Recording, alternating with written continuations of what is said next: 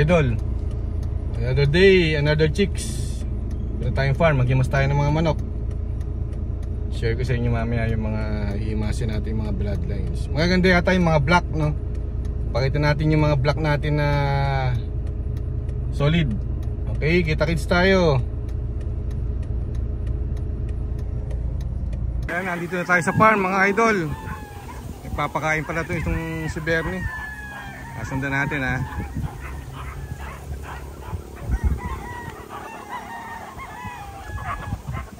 Yan. May takalan tayo, no? Sa stag 40 grams, 45. Depende sa laki ng manok. So mas maganda kompleto sa pagkain, no? Kasi nandidevelop pa lang yung mga katawan yan. Di tulad ng mga kak, medyo kahit konti pakain mo, lumulubo yung katawan ng mga kaks, no?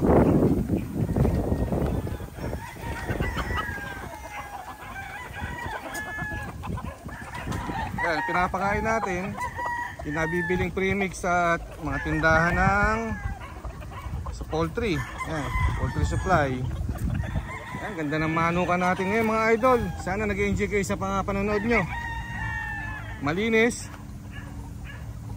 Bagong grass cut yung pero hindi pa natatapos, ano. Mga ilang araw pa yan. Sobrang lakas sa gasolina at sa tuti. Yan. Kagandahan lang, masarap pumunta rito pag ganyang malinis, ano. Yan, no? Kaganda ng mga stags natin. Morning and afternoon ang pakain. Huwag naman sosobra sa patuka, no.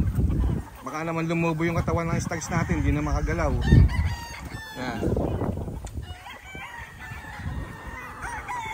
Lahat magaganang kumain.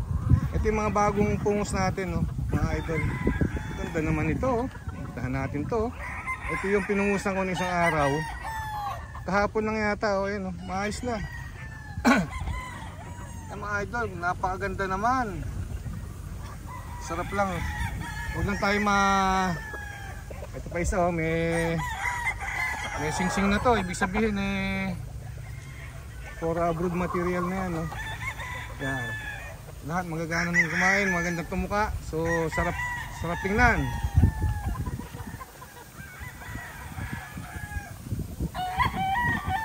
So isang araw natin pakita yung mga black natin, no? Sundan lang natin itong mga pinapakain ni Bernie. Yan, malinis. Pero doon sa banda ron medyo kulang pa ng grass cut, no? Yan. Kaya yung katawan na bumbo, kumpleto sa pagkain, sa tubig. Yan. Saglit lang to, yung pagkain siguro mga ilang minuto lang. Yan, takal lang ng takal.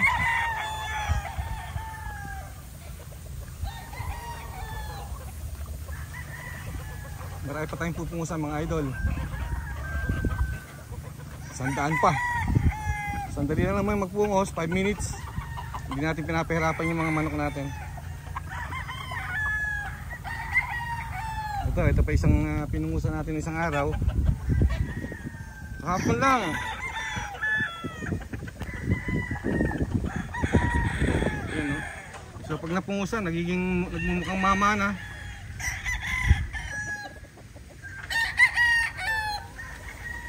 Dami pa, oh.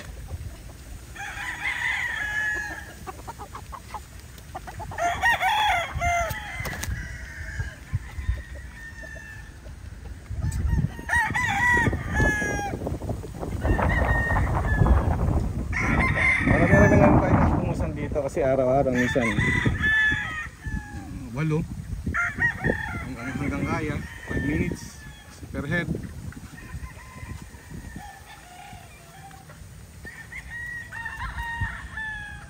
Ganda ng mga red natin, no, mga idol.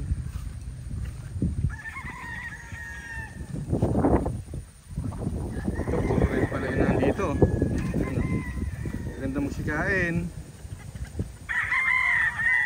Makikita mo yan pag may dinaramdam. Pagka kumain medyo tamilmil. Isang gamot lang yan, no? Isang subo lang pinabukasan yan, okay na yan. Kasi malalakas yung resistensya nila. Minsan aamoy nyo yung mukha ng manok, ilong. Pag medyo hindi maganda yung amoy, subuan nyo agad. Ay, ganda naman nito, oh. Yan. Susunod maghimas ulit tayo. Pakita ko sa inyo yung mga block natin na mga solid, para yung mga tropa natin sa Pilipinas at yung mga kapatid natin manggagawa overseas, no? O kahit na hindi mga overseas worker, yung mga nasa ibang bansa, nalilibang kayo. Ito naman mga gray. Ganda. Wow. Habang gumugo lang, makikita nyo, no? Magbabago yung itsura nila. Yan. Ito, ganda nito. Kumbaga sa ito, napakaganda na ito mga idol.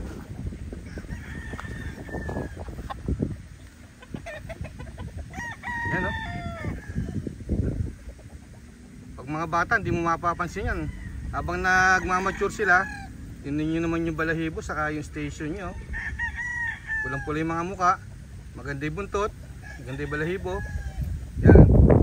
So, ganyan lang, no? Mabuti, sigurado pagka naging stags yan o bull stag and cocks, lalong magaganda yan. Bigyan natin ng tamang pagkain, tamang dami ng pagkain, lagi may tubig. Importante tubig, no?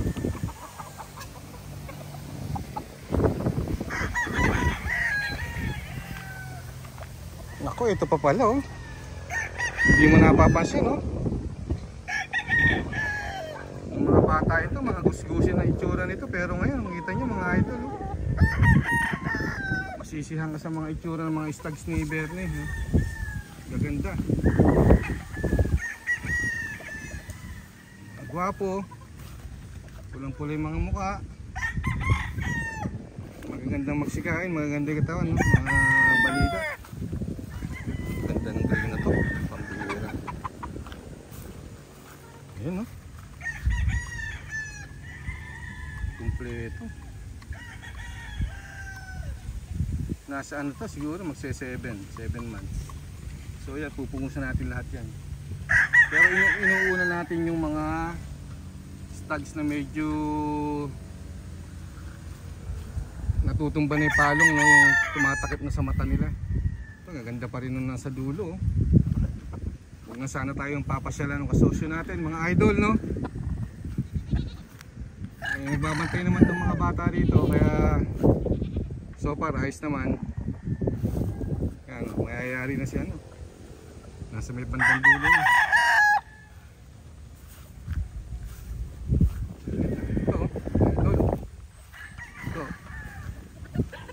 Ito station, matang bata. Pag gulang nito, sigurado walang mintis.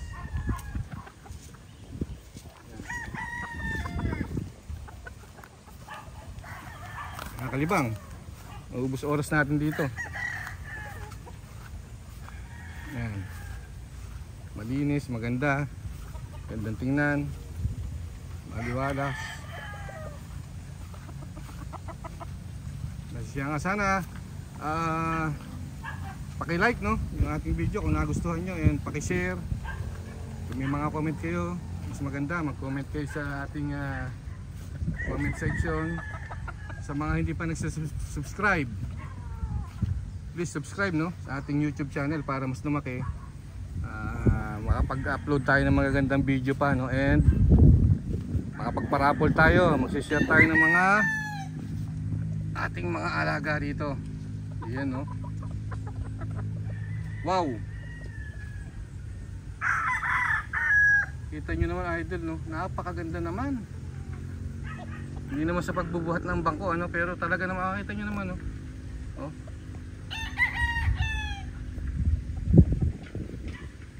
Ganda, yan, share natin yung mga same bloodlines, yung mga ginagamit nating materials dito. sa ating birthday free raffle. So mag-subscribe na kayo, share nyo yung ating mga video para mas marami yung kasali sa ating free raffle, birthday raffle September 19. So mag-a-announce pa tayo, mamimili tayo ng ipamimigay natin.